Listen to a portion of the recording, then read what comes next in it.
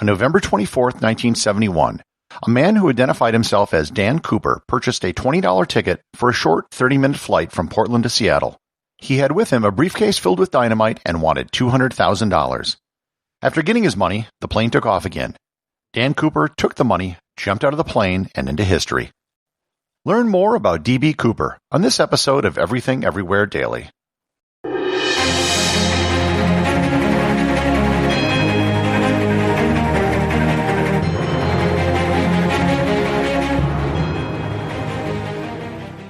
This episode is sponsored by the Travel Photography Academy.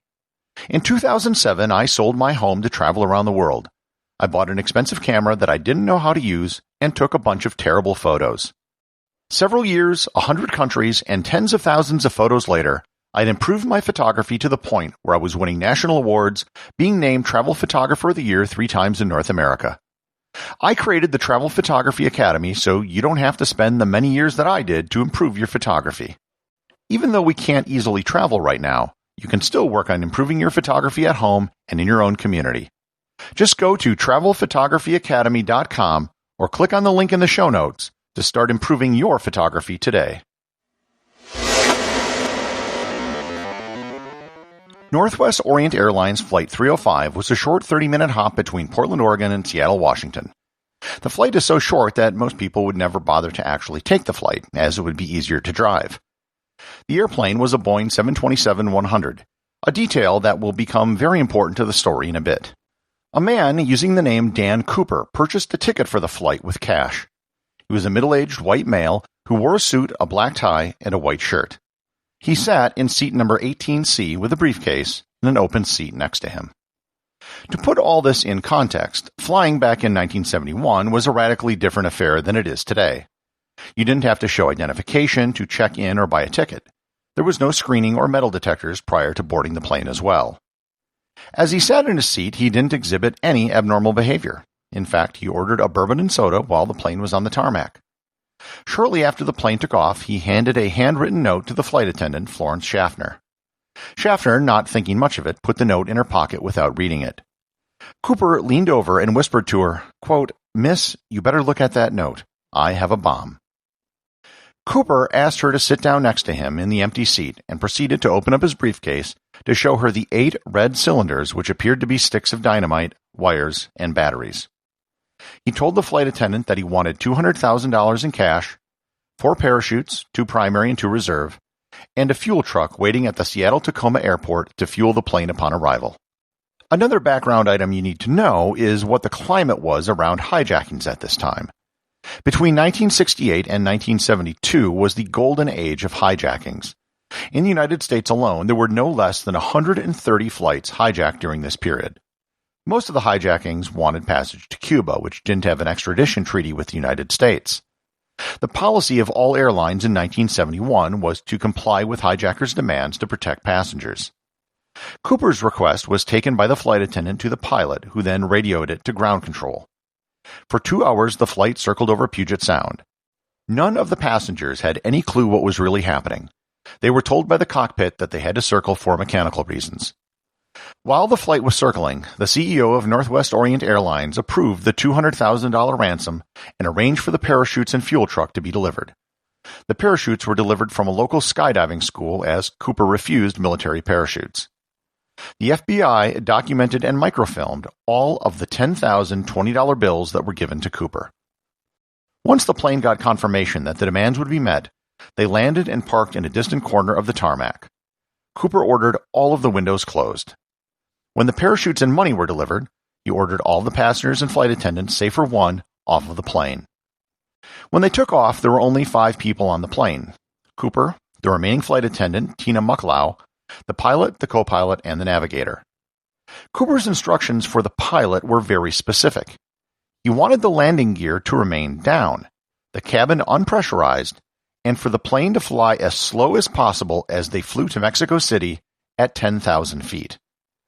When the pilot noted that they couldn't make it all the way to Mexico City like that, they agreed to a fuel stop in Reno, Nevada. And it wouldn't really matter. By now it was dark out. At approximately 8 p.m., Cooper ordered the flight attendant to go into the cockpit and close the door. This is where the particular model of the plane becomes important. The Boeing 727 had a unique feature, an aft door. At the very back of the plane at the tail, there was a door that would open, and a folding staircase would come down. This was because the 727 was designed for use in smaller airports that didn't have a jetway. While the crew was in the cockpit, they experienced a sudden jump in the tail section of the plane, and their sensors indicated that there was a sudden change in pressure. When the flight finally landed in Reno, police and FBI surrounded the plane, but Dan Cooper was nowhere to be found. In addition to the hijacker, 2 of the parachutes and all of the money was missing. Cooper had jumped out of the plane. What might have been a normal run-of-the-mill hijacking turned into a media sensation. The FBI began questioning everyone and looking for clues. They found fingerprints and managed to put together a sketch of the man based on the people who saw him. On the off chance that Cooper had used his real name to buy the ticket, one of the first suspects was a man by the name of D.B. Cooper from Portland. This was leaked to the media, and the name D.B. Cooper stuck, and that is what the hijacker is known as today. However, at no point was that the actual name used to identify himself. There were some unidentified fingerprints that were taken from the plane, but there was shockingly little evidence to go on. There were 5 planes, including military fighter jets, which followed Flight 305, and none of them saw anyone jump out of the plane. None of the flight crew saw him jump because they were in the cockpit. The spot where he could have jumped covered a very wide area. They didn't have GPS back then. They don't know when the jump occurred and how long he might have dropped before pulling the ripcord. The best guess is that he might have landed somewhere in Washington state near the base of Mount St. Helens. However, it's just a guess. Over the next few months, going into the spring of 1972, the largest search and recovery operation in U.S. history took place. They had teams of police and Army reserves searching the woods. There were multiple aerial reconnaissance flights. They had boats going up and down rivers, and they contacted everyone with a cabin or a rural address in the area. They found nothing. No body, no parachute, no money, nothing. Over 800 people were identified by the FBI as possible suspects, but none of them panned out. Cooper had simply vanished out the back door of an airplane. In 1972, the FBI released the serial numbers of the bills he was issued, and newspapers offered a reward to anyone who could produce one, but no one did. There have only been a few bits of evidence that have been recovered over the years, and some of them can't actually be attributed to the hijacking. In 1978, a deer hunter in Washington state found instructions for lowering the aft door of a Boeing 727. In 1980, a family camping along the Columbia River just north of Portland discovered 3 packs of money given to Cooper as ransom. It matched the serial numbers, were still in the same rubber bands, and in the same order. They had decayed somewhat, but they were confirmed to be the originals. In 2017, some amateur researchers claimed to have found some foam from the backpack and possibly part of the parachute straps. There's no confirmation, however, that these were actually used in the hijacking. Years later, the FBI did manage to identify some DNA samples from the tie which Cooper left behind in the plane, but they don't know if the DNA belonged to Cooper.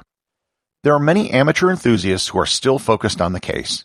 They've come up with several theories, including suspects and the theory that there were accomplices.